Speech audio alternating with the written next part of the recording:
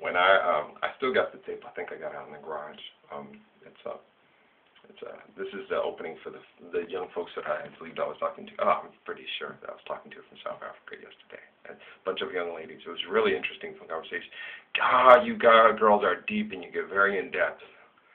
Yeah, we were talking about some amazing things about my life, and it's personal stuff, but I understood that, and you guys were understanding the demographics and the dynamics and how they work, and you explained to me a lot of very intense things about young women and their sexuality and the manipulations of it and how they have to try to get through it, and we were looking for the best possible solutions to get them through it. My thing is still, I think, spiritual, physical, and emotional fasting. I think is the best way to get through it. I think that's what John the Apostle was talking about.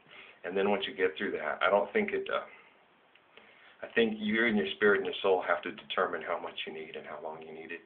And then you have to if you want to get yourself ready for, a relationship. And I don't think any of us has to look at our relationship, good or bad, as if we find ourselves attracted more to spending our time with a spouse who's a male or a female. Oh, me, definitely female. Well, you girls already know that. Yes, Ralph really likes women. Yes, I do. I do a lot. Yeah, yes, and oh yeah. The lady who played the lead role the lady who played Steve Biko's wife opposite Denzel. I did gorgeous.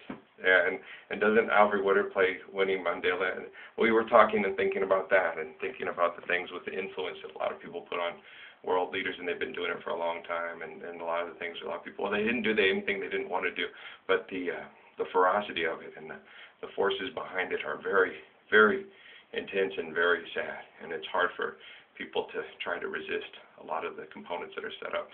I know you guys are all like, everything was set up on a silver manipulation platter for you, and you always prayed not to manipulate it and always prayed for the best outcome possible, which makes me a very nice person. Thank you, girls. You young ladies? Just wow. It was intense. Jesus. We'll talk about the other stuff if I'm lucky enough to get a chance to meet you. If I am fortunate enough. If Allah decides. And as we talked about earlier on the intro for the kids, and I can't be as positive as I want to be. I keep trying to be, but I realize if I keep trying to be as positive as I want to be, I keep taking them and taking their negative and turning it against me. Well, we'll make sure he looks wrong. We'll make sure he looks wrong. We'll just make sure he looks wrong. We'll do everything we can to make sure he looks wrong and make sure it looks right, even though they know everything's under surveillance, and once everything shifts completely and changes, something happens to me, they'll all get to sit there and go, and basically what he said is that and it's hard for me, and he tried to get across to me, you need to quit wanting, this is mine, so saith the Lord. And you keep trying to bottle up their vengeance and swallow it for them, the vengeance that they've created for themselves, and swallow it for them. You keep trying to swallow their bitterness and their cruelty, and you keep trying to swallow. That's why you're not as healthy as you should be, because in the attempts that they try to take at you, it's because you're allowing them to do it to you. And I understand what you guys are saying, but it's not, you got to get to that point where you just let go and let God and let them reap what they sow. But I'm like, yeah, but it's getting so intense that it may not be as intense as you think. Stop being a little God man. Okay? Just let it go and see what happens. But how do I do that? That's my hard question that I tried to ask him this morning. Just let it go. Just don't play God. Just see what God can do. What did Haile Selassie tell you? Let's see what God can do. Okay. Yeah. I suggest you go load these and go listen to some Miriam Makeba at the library. That one that she posted. I gotta find that. Malika. Oh, that song is pretty. Yeah, that one that she posted that she did back. That one just is very melodious and very beautiful. Either way, anytime she sings, it's just gorgeous, isn't it? Oh, I love that song.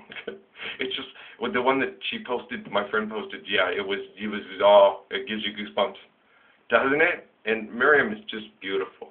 She's a beautiful woman. Miriam Makeba is just something special. I was always real partial to Johnny Clegg and Skavuka. Just myself. I don't know.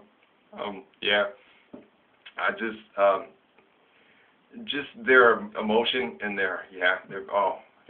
Austin Bonanga and the lady that sings with them at the end, when she carries the harmony at the end, just made me, and it made you think of this, this prison cell where Nelson was locked up. And then when he talks about Victoria and Neil and Steve, Steve, I start to cry because I love Steve. I love Steve. I'm being silly. I always have to joke about it because I love him so much. He's just, yeah, he's special. He's special. I tried to load a picture of him yesterday, and I couldn't get the stupid thing on the computer to work. And then, the one picture I saw. But then there are more pictures. I couldn't decide which one to post because he's just so darn handsome. He's one of the most beautiful things I've ever seen. He really is. Stop talking about that. It makes me cry. And that's the whole thing. I always laugh at you guys about a lot of things that everybody kind of connects to me. It's a lot of things, when I posted the rose, and I was crying, and like this, and this wasn't, this is about how much I cried. But obviously my eyes get really red, and I've been real tired lately, and I haven't been able to sleep real well, so my eyes are just red. I had that once when I was at the airlines, and it was a form of exhaustion, and it was when Patrick's mother thought she was getting taken on the tax money and was taking him all the time, and she would take him to sleep at his house and then bring him back at 4 in the morning, and I'd get off work at like 1 o'clock, and so I'd get him at my house at 4 in the morning and walk him to school, and then try to take a nap during the day,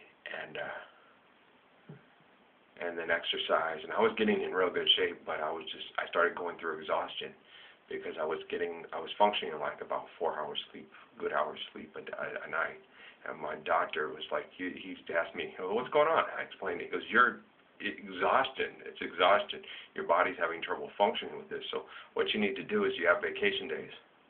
And I said, yeah. And he goes, how much do you have? Or, this many. Take them. And then he had me take those, and then he also had me take sick leave days and stuff. I was off for about 2, maybe 3 weeks, and I recovered, and I got myself back together. I just didn't know what was happening. It was because it was a great immersion of turmoil, and it was hard on. I was connected to Patrick strongly, like we are, and when we both get emotional turmoil, and it was hard on Patrick too. And Patrick was stuck in his room, going to bed early, listening to her go off in the bedroom with her girlfriends and stuff. And it was very difficult for him. It was very difficult for me. And what affects my son affects me, and what affects my children affects me. And then when I get a broader band like this, and I'm tied to the planet and to all the people and stuff like that, it does affect me. And so it's hard for me to find rest until people have really decided to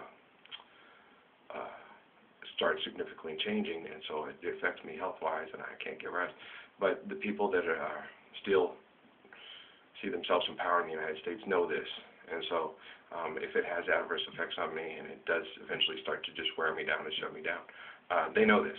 And so some people that are still trying to hide obviously don't care, because they think there's a hiding place from the Father of creation. And that's the whole thing about Satan being the accuser, is it's more like, I'm not Satan. I'm not accusing these people of anything that they haven't done, and we all know it, and it's obvious. I'm just asking them to stop. It's not like I'm sitting there going, burn in hell. It's like, the meek shall inherit the earth, and only the bold and adventuresome shall inherit the heavens, is what my mom always told me. So, Ralph, remain in your heavenly state, and you shall inherit it. And they remain in their meek state, and they'll inherit what they inherit. That's what Jesus is talking about. It's just simple apocalyptic math. It's really cool stuff. You girls see it? I want the best outcome possible, just like you. I would love to come to some of your graduations. I would love to come to your weddings. I would love to come to Soweto and Johannesburg and spend time with you girls, and I'd love to go walking around, and I would love to smile.